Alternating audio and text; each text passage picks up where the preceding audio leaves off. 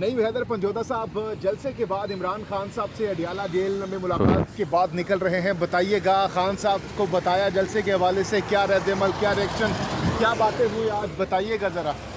देखें, बहुत शुक्रिया, बड़ी नवाजिश आपने मौका दिया जी। बिल्कुल, आज खान साहब को मैंने बताया है तफसील से कि जलसे के अंदर क्या समा था, कैसे लोग गए, कैसे वलवला था, कैसे लोगों ने तस्वीरें आपकी उठाई हुई थी और कैसे मोहब्बत का इजहार कर रहे थे। खान साहब को एक एक चीज़ बताई कि जलसे से एक दिन पहले जलसा गाह बन चुकी थी।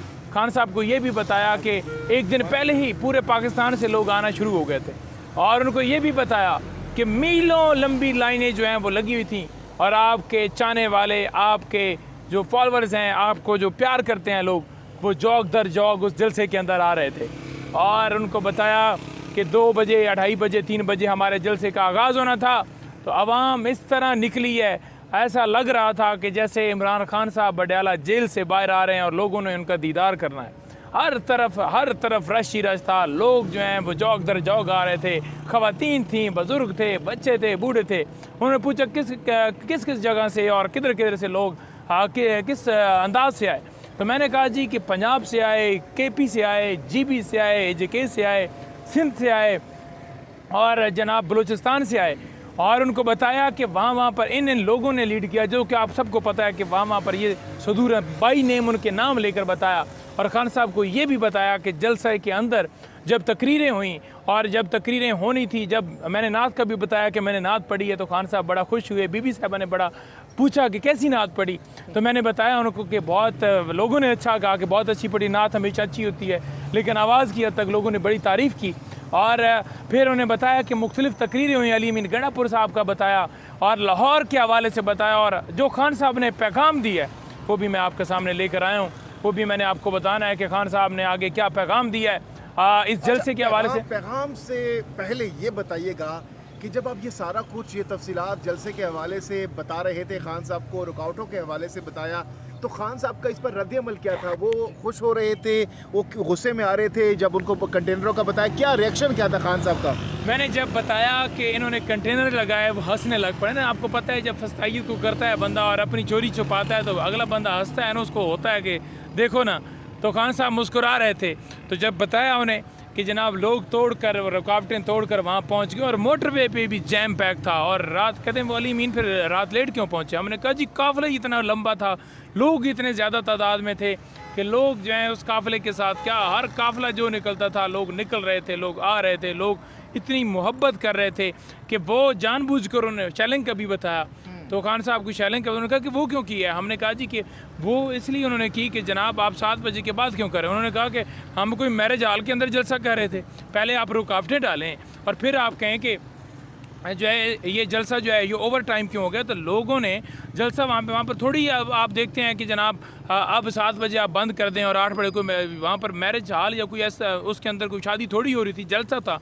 तो वहाँ पर जो तकरीरें चली, बल्कू के गाने का भी बताया उनको कि वहाँ पर जो है DJ लगा हुआ था और खान साहब आपके हवाले से वो नकदा खोखा जड़ा है तो वो लगा, उसका नाम ECL में डाल दिया। तो खान ने कहा उसका भी लगाया गया। हमने कहा जी वो भी लगाया, एक दिन पहले भी लगाया और जलसा गाह वाले दिन भी लगाया।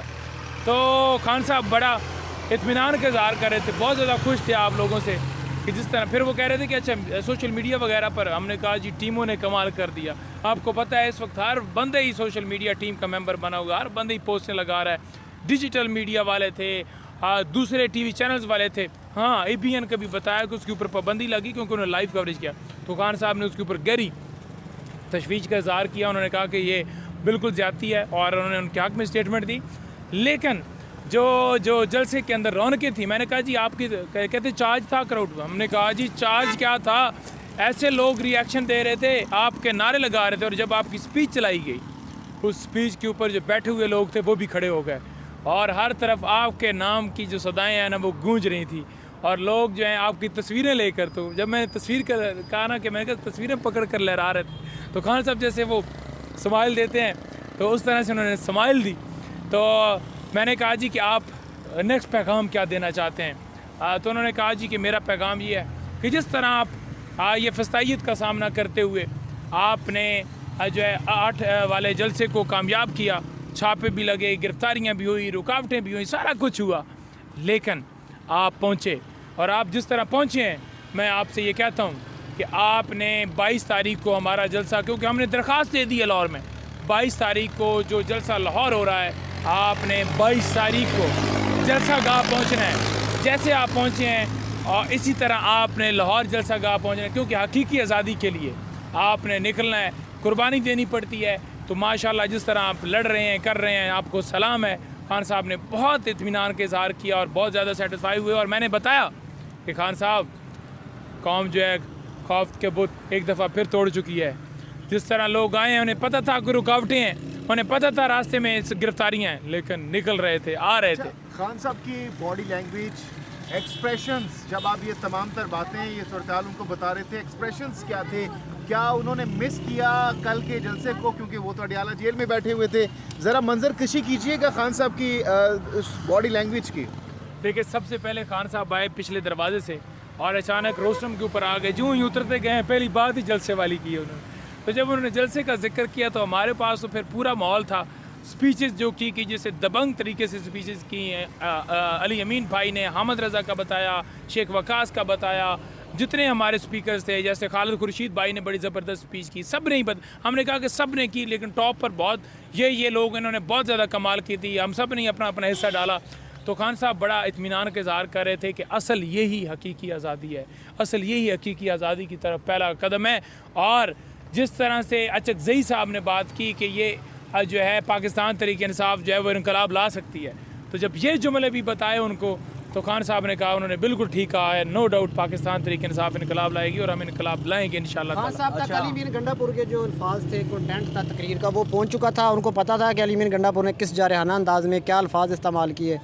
बिल्कुल किए, बिल्कुल बताया, एक एक चीज़ बताई। खान साहब बड़ा खुश हुए। खान साहब ने बड़ा इत्मीनान का इज़हार किया। जिस तरह वो दबंग खाने का, वो हमेशा बड़ा बोलता है, बड़ा दबंग बोलता है, बड़ा बोलता है। और इसी वजह से लोग खाने का इस वक्त जो बोलेगा ना, जो बात करेगा खुल के, लोग उसे फॉलो करेंगे। और मुझे यकीन है कि जिस तरह यहाँ जलसा हुआ है, इससे बड़ा जलसा लाहौर में होगा और इसी तरह से लोग जोक दर जोक वहाँ जाएंगे और जलसे को कामयाब करेंगे। अच्छा, अता तारड़ ने बयान दिया है कि पुल क्रॉस करके देखें, हम आपको बताएंगे। क्या इस हवाले से बात की है कि वो क्योंकि रुकावटें पैदा करने की तो मज़ीद कोशिश करेंगे, यहाँ पे भी कोशिश की।